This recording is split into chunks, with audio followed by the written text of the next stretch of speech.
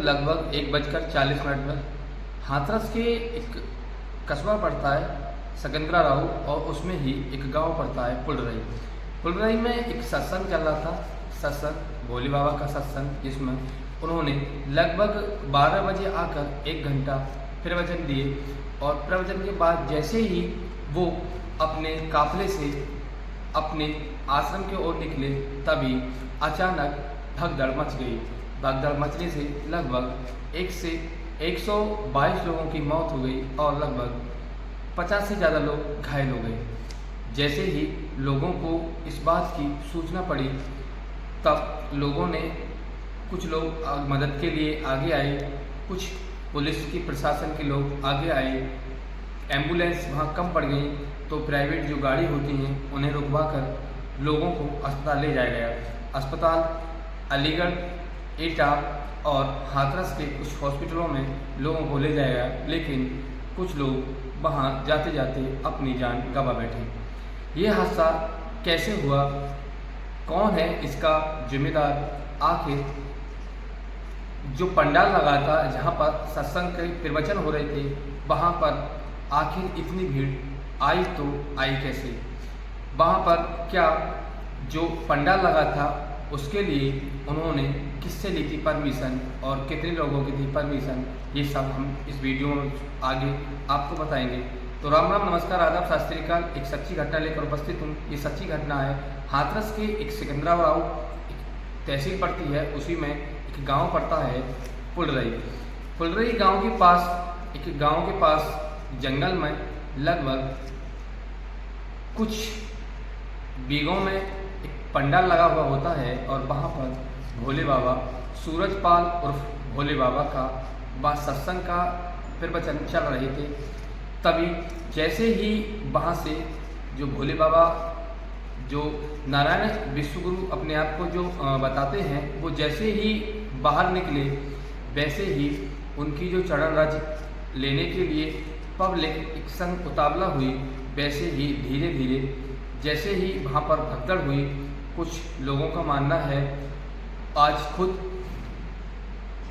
मुख्यमंत्री श्री योगी आदित्यनाथ ने खुद कहा है कि जो बाबा के जो प्राइवेट गार्ड होते हैं, उन्होंने पब्लिक से धक्का मुक्की की। इस कदर जैसे ही वो धक्का मुक्की हुई तो पब्लिक अपना आपा खो बैठी।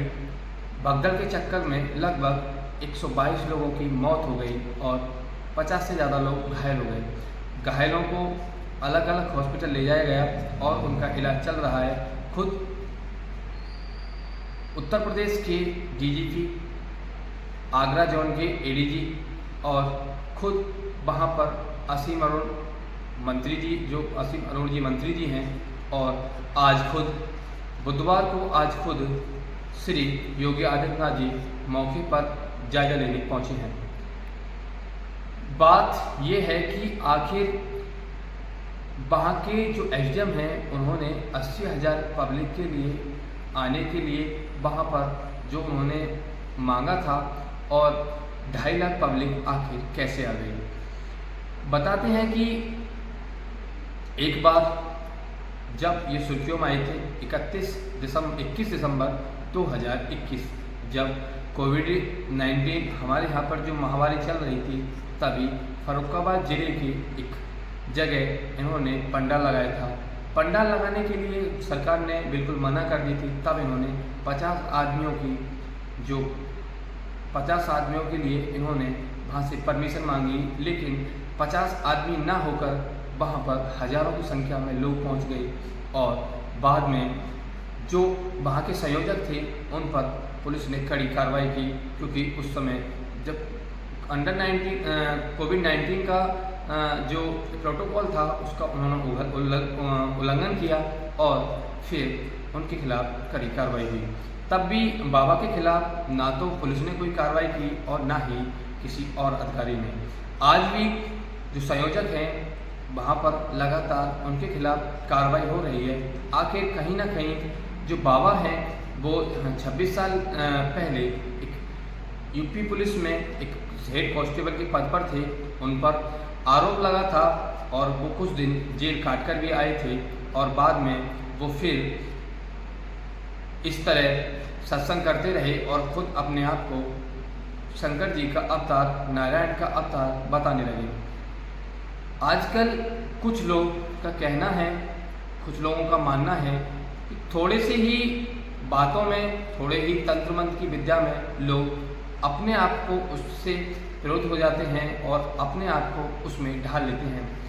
मैं अपने माध्यम से, अपने चैनल के माध्यम से लोगों से कहना चाहता हूँ कि किसी भी व्यक्ति पर कभी भी इस प्रकार अनदेखा विश्वास ना करें और किसी भगवान को पूजना है तो अपने हृदय के अंदर अपने एकांत स्वभाव से बैठकर भगवान की पूजा कर सकते हैं। कोई भी किसी भी प्रकार से नारायणी का अवतार नहीं होता। और आज अभी तक मैं जब तक वीडियो बना रहा हूँ तब तक अभी तक बाबा का कोई भी इस क्रिया पर ना तो उन्होंने कोई बात की है और ना ही अभी तक उनकी कोई प्रतिक्रिया आई है कि कितने लोग मर चुके हैं, उनके परिवार वालों को कोई संतुलन दे, और जो घायल हैं उनके परिवार वालों से, उनके तीमारदारों से बात करें। अभी तक उन्होंने कोई बात ना की है।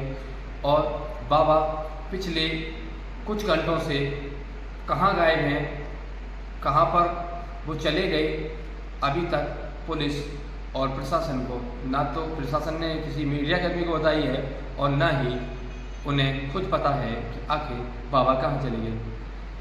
मैं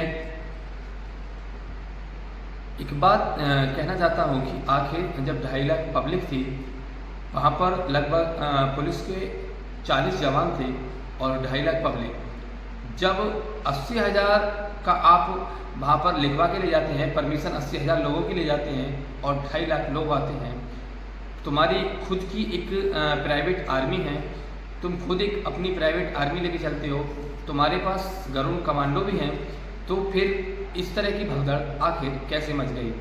उन 122 लोगों का जो मृत्यु हुई है उसका गुनहगार कौन है?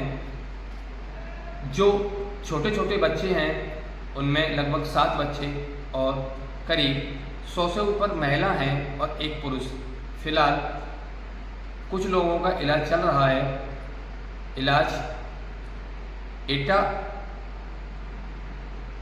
अलीगढ़ और हाथरस के कुछ हॉस्पिटलों में चल रहा है, जहां पर खुद आज सूबे के मुखिया श्री योगी आदित्यनाथ आकर उनके तीमारदारों से और जो मरीज हैं उनसे हालचाल लिया। तो फिर कल एक नई वीडियो के साथ मिलते हैं, तब तक के लिए जय हिंद, जय भारत।